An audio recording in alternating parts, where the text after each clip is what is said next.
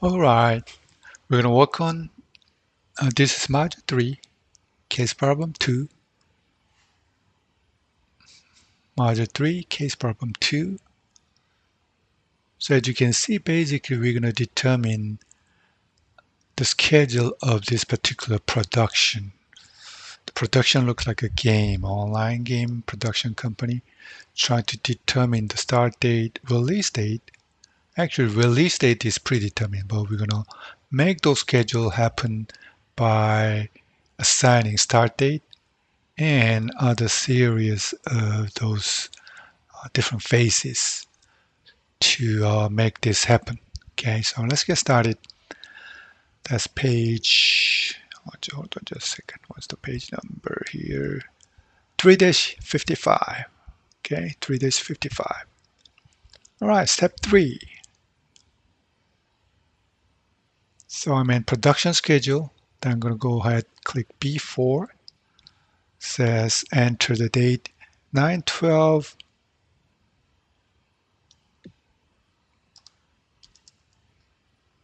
2021. I'm sorry.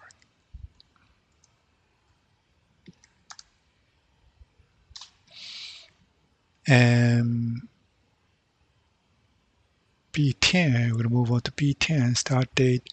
We're going to refer the start date as B4, so I'm going to just refer B4 here.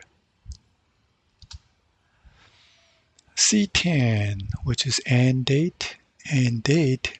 So here the main thing we're going to work on is work day and network days, two functions.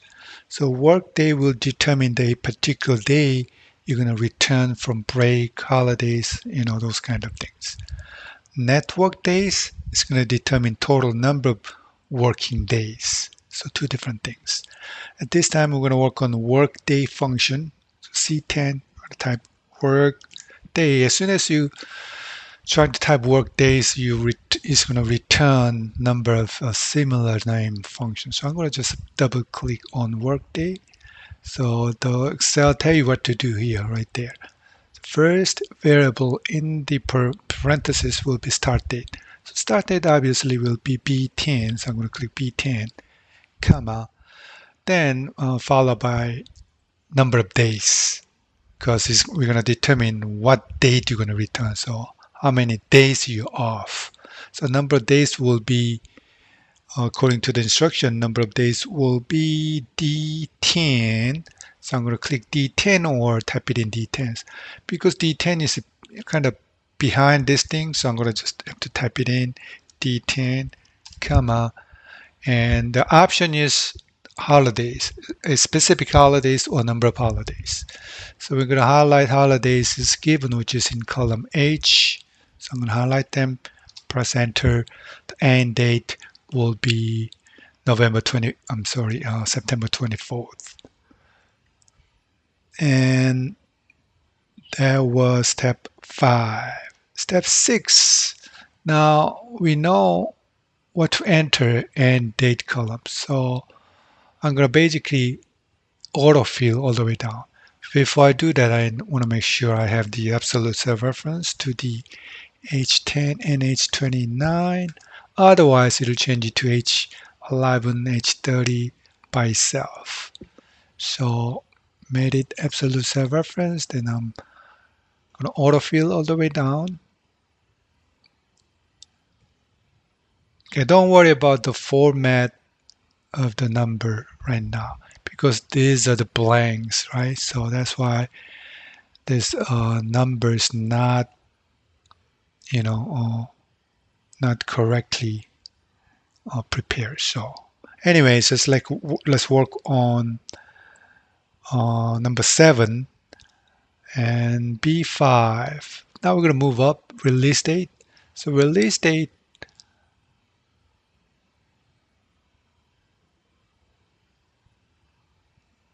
B5. Release date it will be B28. Okay, so when we refer to B28, again is to be determined later on.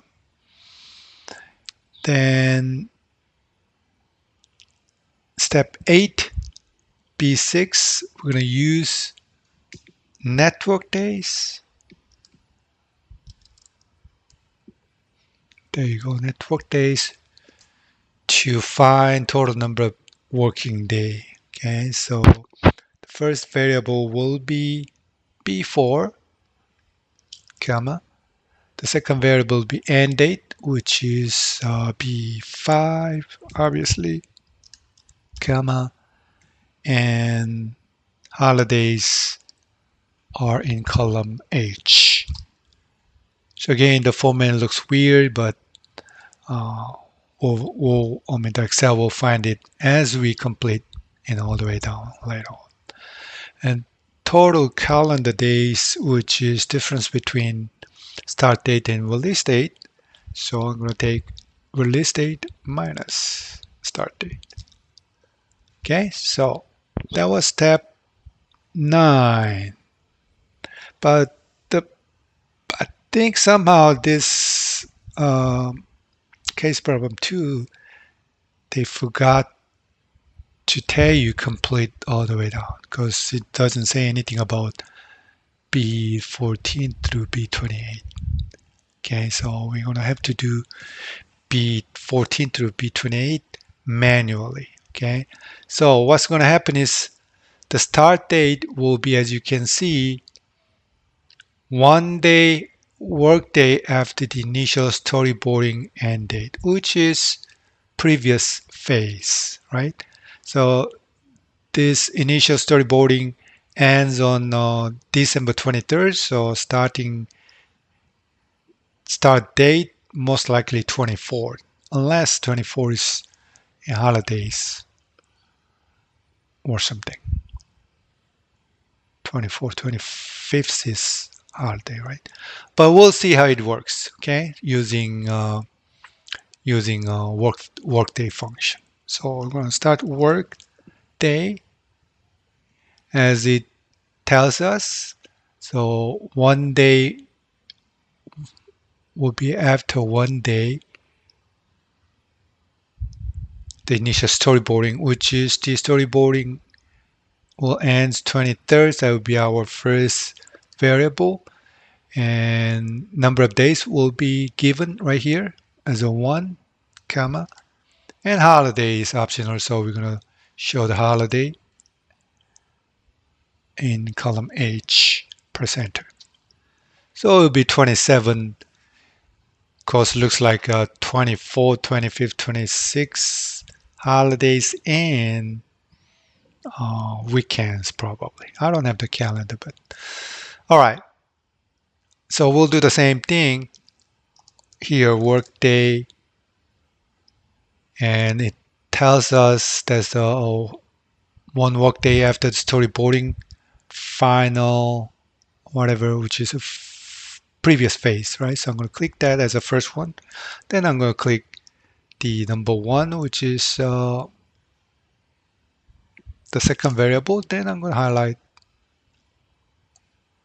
the holidays. So I'm going to repeat all this thing one by one. And this time another storyboarding, final edit, and 1 day after, then holiday will be right there. Then background phase will be again, that's the right after character visual design, which is right up here. So I'm going to click end date of that, comma, then there will be 2 work days after, so I'm going to click right there. See, that's where are we. So you need to follow exactly where the same row that information is given, okay? Because we got number of rows, so you can easily miss a particular phase that you're working on. So don't make sure you are not mixed up. And highlight the holidays. Next, which is character animation phase. That's 2 work day after character visual design. So I'm going to click that. That will be 2 days, comma, holidays. So I'm going to keep doing it. We have a warning here. Say, well, what did it say? omit adjacent cell. Let's see. I think this should be okay, right? Because there'll be 2 workday after character. All right, so let's move on. Initial animation effects, that's the 2 workday after rough sound. Where's the rough sound? Right there, comma, then highlight, holidays. And this will be 1 day after initial animation, which is right there, comma, 1 day, comma, holiday. Then digital coloring will be 25 workdays after initial storyboarding. Where is it? Right there, comma, 25, comma, holidays.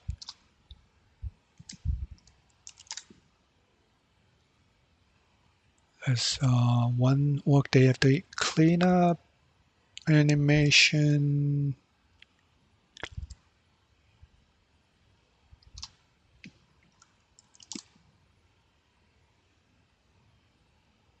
First edit phase. That's 1 day after, right?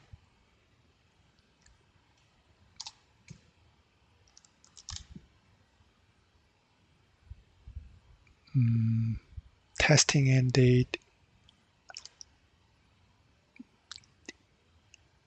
E24, comma, holidays.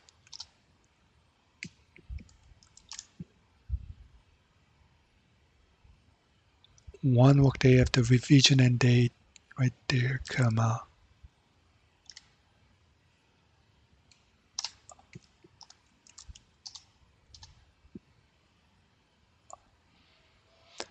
One workday after second testing end.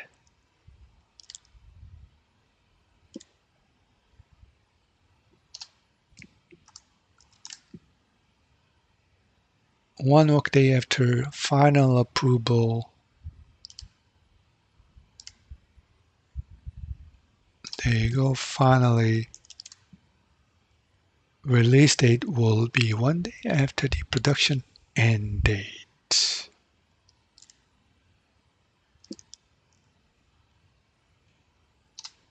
So the reason I didn't do autofill, as you can see, those options are quite different depending on which phase you are in. So anyway, so as you can see, all dates are corrected as we fill out all those cells.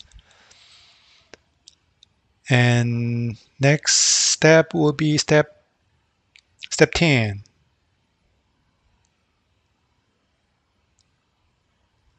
Right? Step 10. Step 10 says that we're going to make release date as October 12th, right? But right now, what we have is October 31st based on this schedule. So we need to use goal seek to determine what we have to change, what this start date must be. Okay, because obviously with this schedule, we're not going to make October 12th as step 10 suggested. So we're going to have to use Excel function, which is goal seek, to find what date we need to start. So we're going to go ahead and click Data tab, What If Analysis, Goal Seek, and that step 10 instruction is right there. It's very easy to follow. All you have to do is just set cells as B5,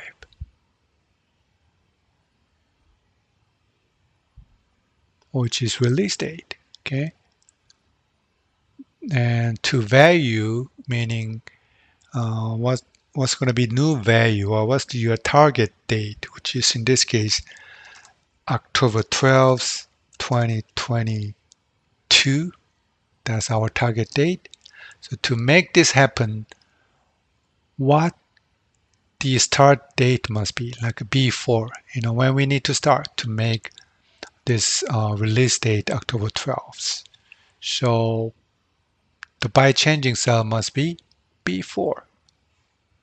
So that's the setup you need to make in GoSeek for step 10. Then all you have to do is click OK, and Excel will find the answer, which is in this case August 23rd must be start date to make release date October 12th. Okay, so that's the step 10. And step 11, there's another step for step 11, which is to summarize your finding based on this scenario. So if you have any questions, let me know.